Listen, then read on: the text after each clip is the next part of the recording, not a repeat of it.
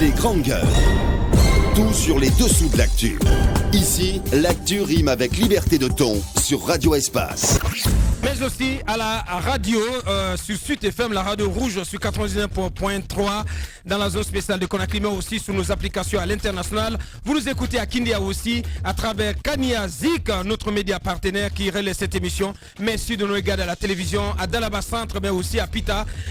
Tous les soirs à 22h40, vous avez accès à cette émission après le JT de la rédaction de Moussa Moïse. On s'intéresse dans un instant au barrage de Soapiti avec ces riverains qui ne sont pas du tout contents et qui accusent la direction de ce projet, du projet de barrage de Soapiti. On ira aussi du côté de Cancan. On nous signale des tensions entre pro et anti-troisième mandat. Il y aurait de l'électricité en l'air de ce côté. Antoine Kouma donc qui suit ce dossier. Le retour du Sili national aussi, notre secrétaire général du ministère des Sports, du ministère de la Culture, des Sports et du patrimoine historique, M. Fodeba Istokira, donc qui se prépare, que nous allons entendre sur le retour de nos héros qui vont arriver par vol spécial affrété par le ministère des Sports.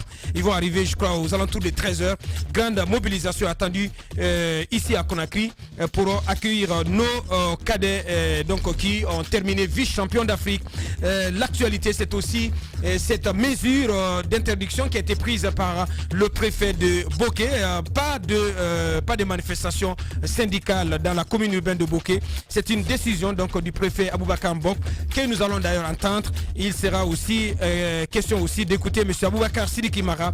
Il est le secrétaire général adjoint de l'UGTG, l'Union Générale des Travailleurs de Guinée, qui sera également au téléphone dans cette émission. Et ces remous au sein de l'éducation, de l'école, avec ce recensement qui a été conduit par les autorités en charge de l'enseignement préuniversitaire, et une opération qui n'est pas du tout du goût des enseignants contractuels qui protestent depuis hier contre l'approche et les chiffres issus du travail fait par le MENA.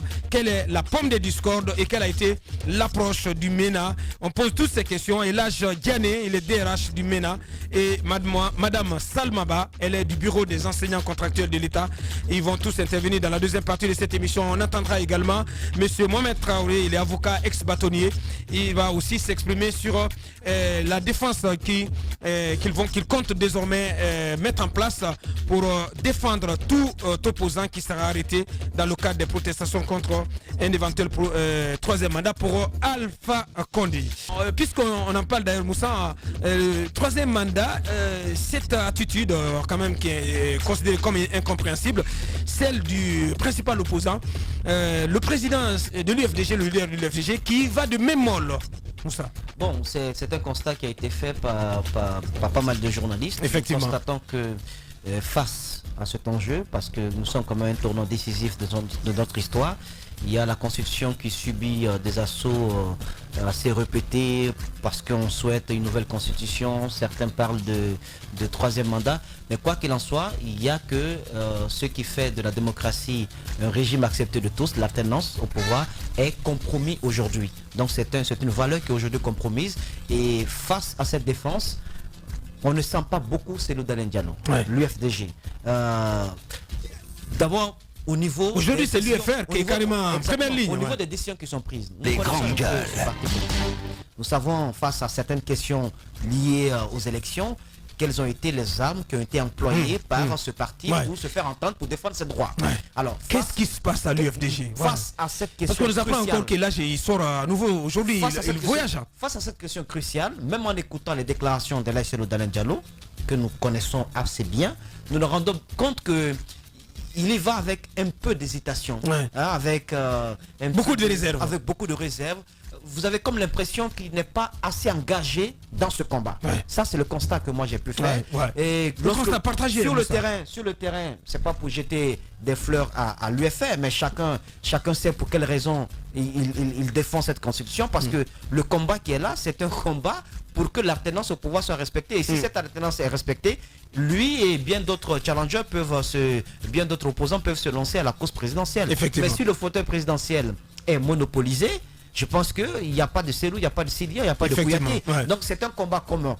Et Cellou Dalein Diallo doit porter un peu de la voix. Ouais. Doit porter un peu Il n'y a de pas la voix. que lui, Moussa, parce qu'on ne sent pas aussi le PDN. Oui, mais on ne sent pas le PDN aussi. Mais Je pense que au niveau des stratégies, on peut me dire, la seule stratégie, peut-être que vous souhaiteriez que ce parti descende dans la rue, qu'il y ait des violences. Il ne s'agit pas de cela. Mais en termes de stratégie, il n'y a absolument rien. Il n'y a absolument rien. Ceux qui se font rafler, qui se font arrêter, qui se font malmener, mais renseignez-vous. La plupart sont des militants de l'UFR, des partisans de l'UFR. Il ne faut pas donner du tout raison. Moi, je n'ai pas cru à cet article. Je pense de la lettre du continent. De la lettre du continent. Ouais, il faut faire attention. De ce journaliste Antoine Glaser.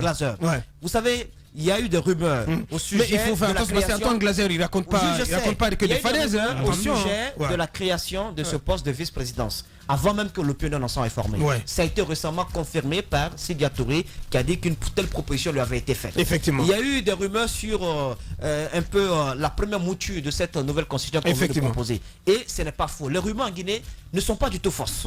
Ne sont pas du tout fausses. Alors, si la lettre du continent a fait un article pour dire qu'il y a des deals, il y a un deal entre Alpha Condé et Cellou Dalein Diallo, je pense que la meilleure façon de répondre à cet article, c'est d'agir convenablement contre ce projet de nouvelle constitution. Mais en allant de Maître Simone, je pense que vous êtes en train d'apporter de Il y a des questions. Je ne voudrais pas qu'on se pose légitimement. Je ne voudrais pas rester d'emblée dans la logique qui est absolument un deal entre les deux hommes. Ça peut l'être, un politique, rien n'est exclu. Mais moi, de ma part, du point de vue de mon observation, je pense que l'opposition républicaine et les partis politiques qui se sont détachés des entrailles du RPG Arc-en-Ciel, je veux parler de l'UFR, je veux parler du PADES, je veux parler du PDN, ils ont mis une stratégie en place, ce qu'on a l'habitude d'assister au fait que toutes les manifestations de rue soient organisées par le président Cellou Dalein Diallo et l'UFDG, et on connaît très bien toute la critique qui va en direction généralement de ces manifestations-là. Alors, ce qu'ils ont certes proposé, c'est que le devant de la scène soit occupé par des partis comme par la société civile, notamment le FNDC et puis mais c'est le FNDC qui regroupe, qui englobe tout le monde. Je parle de cette société civile, je parle aussi du parti UFR et je parle du PDN qui commence à faire de la voix, qui va bientôt se lancer dans la pavée en faisant des déclarations et en s'associant même aux différentes manifestations qui sont organisées. Alors ils veulent donner un caractère un peu transversal aux différentes manifestations de rue qui projettent de lancer. Ils veulent sortir ça de l'enclos de l'UFDG, en faire une affaire guinéenne. Non, je vous dis ce que moi je pense. Je vous dis ma vision des faits. Moi je pense que c'est cette stratégie-là qui est mise en place. Et donc, raison pour laquelle l'UFR aujourd'hui bat le macadam. Bientôt seront rejoints par le PADES qui d'ailleurs voit son siège attaqué du côté je ne crois pas du tout à côté de il n'a jamais été dit. Est-ce que ça a été dit que c'est l'UFR qui doit être devant? Je dis que ça a été dit.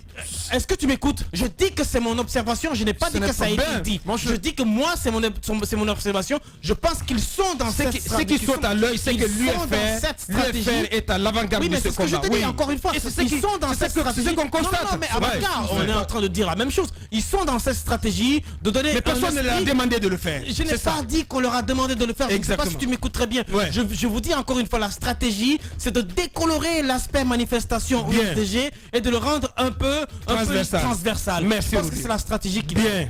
Allez-y, ma fille. On est tous d'accord sur une chose. On ne sent pas l'UFDG comme on connaît l'UFDG dans la lutte qui est menée.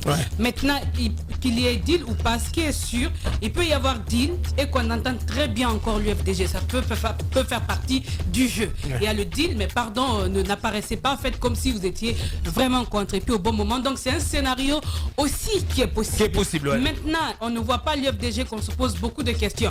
Est-ce que c'est parce que l'UFDG a décidé de se retrancher derrière le front qui existe aujourd'hui quand on sait que beaucoup de formations font partie? Est-ce que l'UFDG se dit que c'est pas le bon moment d'apparaître et il faut attendre que le président se prononce et qu'on touche réellement à la Constitution? En tout cas, toutes les questions sont à poser, mais c'est vrai que celle qui nous amène à nous dire aujourd'hui qu'est-ce qui se passe au l'UFDG, au sein de l'UFDG, parce qu'on connaît l'UFDG. On sait que de ce côté... on n'a pas demandé au gouvernement de lever l'interdiction des manifestations parce qu'ils ne le feront jamais. Non, mais ça, il faut pas, il faut se battre. Il faut pas aller sur ce terrain parce qu'ils n'ont pas à le faire tous. Ils ne le feront pas. L'autorité il ne lèvera jamais cette interdiction. Apparemment, vous n'aimez pas voir le lion qui dort. j'ai comme l'impression... Attendez quand même, Antoine. Il s'agit de l'avenir de notre pays. Vous avez envie que le lion se réveille et quand il le fera, on dira dans ce studio qu'il exagère. Parce que généralement, on estime que l'UFDG fait dans l'excès. Non. Attendez, on veut les amener à faire. Attendez, on veut les amener à faire comme l'UFR. Non, personne. On veut les amener à le faire. Lorsqu'ils vont se réveiller, on va dans ce studio dire que l'UFDG exagère. Ils aiment la violence et tout cela. Le constat que je fais plutôt, on dirait que l'UFDG ne peut rien faire sans la violence. Le constat que je fais, c'est qu'au sein du front, la dernière réunion à laquelle on a assisté récemment, Cellou est venu pratiquement à 14h, parce que la réunion était prévue pour 14h.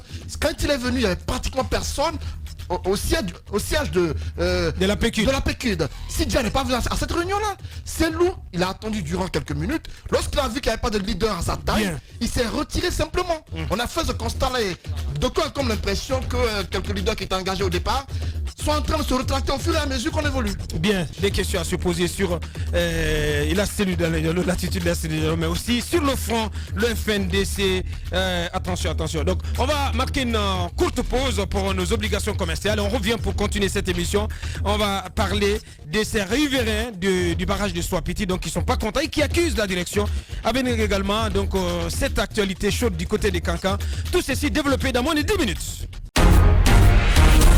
Véritable success story de la radio Espace Guinée, les grandes gueules, détentrices des meilleurs scores radio en Guinée, de la meilleure émission talk show, a donné le créneau horaire du départ au bureau et du retour à la maison, récoltant depuis des années consécutives le titre d'émission la plus écoutée en Guinée, toutes catégories confondues.